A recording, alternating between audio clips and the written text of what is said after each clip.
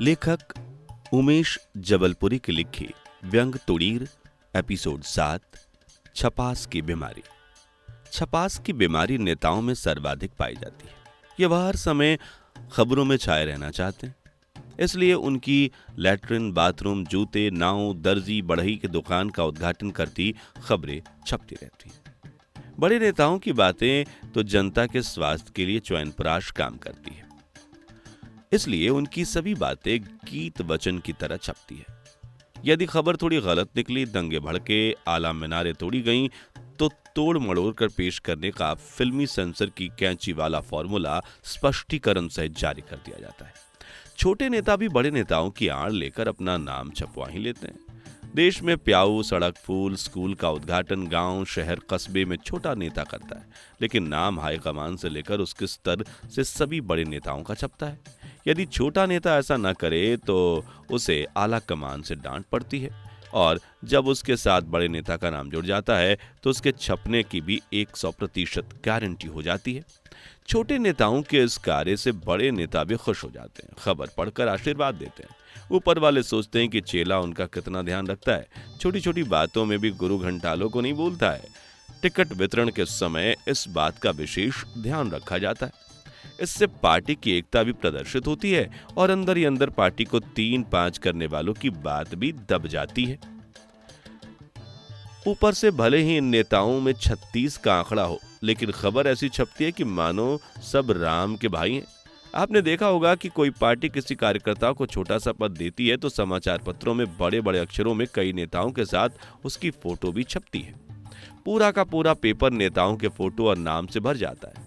भले ही लोग पढ़ें ना पढ़ें, देखें ना देखें, समोसा लपेट कर फेंक दें, लेकिन वे समाचार पत्रों में छपवाना नहीं छोड़ सकते। अधिकारियों में भी ये छपास की बीमारी आमतौर पर पाई जाती है। समाचार पत्रों में बिना बड़े अधिकारी के कुशल नेतृत्व के छोटे अधिकारी की खबर छप ही नहीं सकती है।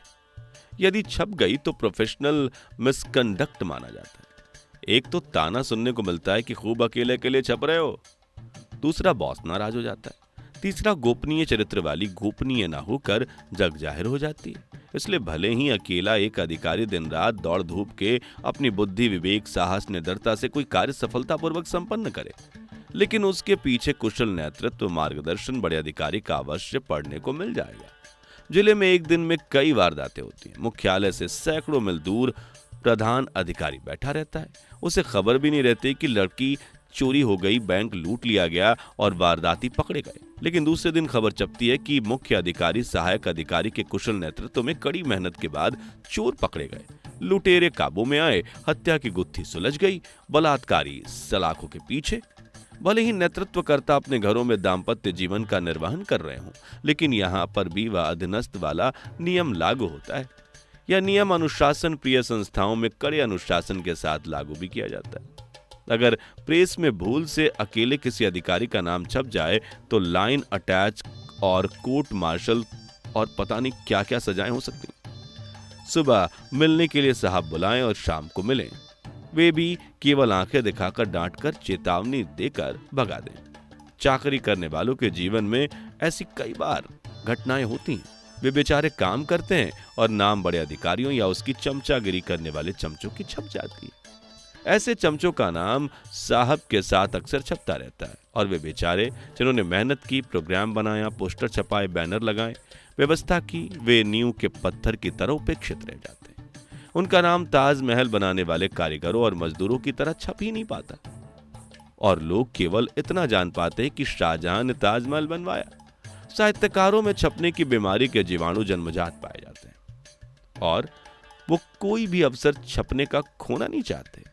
बड़े साहित्यकार तो इतना कम सार्वजनिक रूप से लिखते हैं कि उनके नाम से ही रचनाएं छप जाती हैं, लेकिन छुट भइयों को बहुत दिक्कत है और उन्हें छपास की बीमारी उपेक्षा के कारण लग जाती है।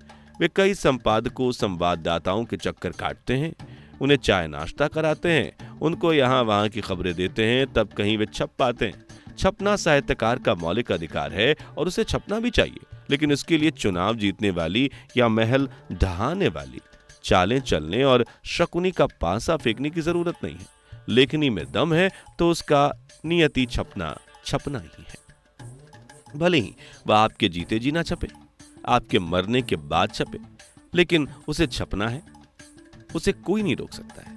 यह आवश्यक है कि हकदार व्यक्ति जीते जी छाप नहीं पाए और मरने के बाद उन्हें छापकर शहीदों की तरह याद किया जाता है, उन्हें श्रद्धांजलि दी जाती है कि अब तुम छप गए, अब तुम भूत बनकर छपने के लिए नहीं सताना।